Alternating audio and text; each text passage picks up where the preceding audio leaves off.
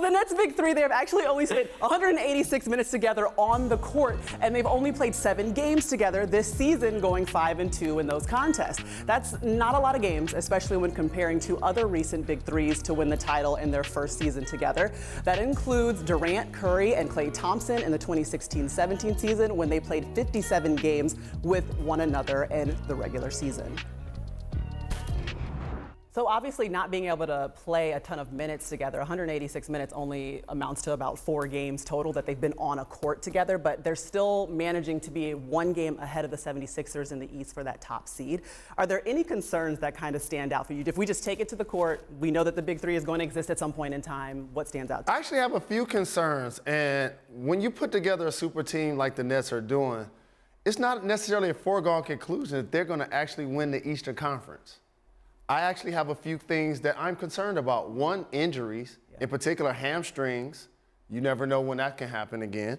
The second thing is when their big three has been playing, it seems like they're taking turns. They're less synchronized. So therefore, you got to get more reps in order to get used to one another. They also have a first-year coach. And then they just added Blake Griffin and LaMarcus Aldridge. These guys haven't played together. And lastly, James Harden sacrifices a lot when all 3 of them are playing. He only taking 11 shots per game, Woj. This is a guy that's led the league in scoring. Should he be the 3rd option or the 2nd option?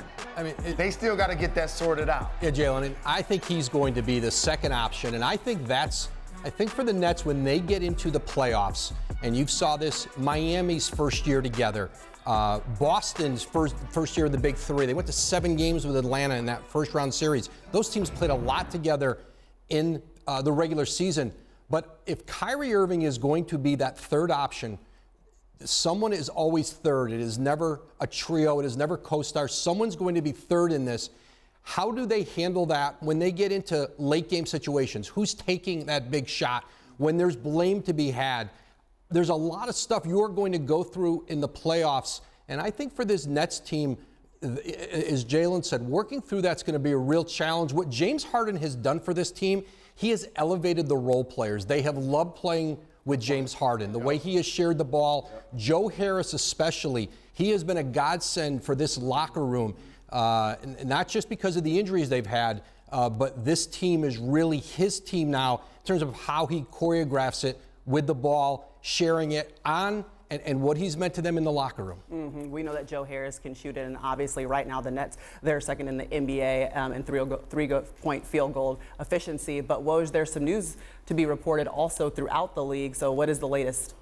Yeah, Alex Rodriguez and billionaire Marc Lore, they're finalizing a deal to purchase the Minnesota Timberwolves from Glenn Taylor. Taylor will continue to control the team for another 2 years, 2023. Lore and A-Rod will take control of the Timberwolves. I'm told the purchase price is around $1.5 billion. That's news. I could have contributed a little bit. How about your boy A-Rod? Yeah, maybe next time. The T-Wolves right now, they are last in the league. They have a new head coach and obviously looking to improve at the end of the season. Thank you for watching ESPN on YouTube. For live streaming sports and premium content, subscribe to ESPN+.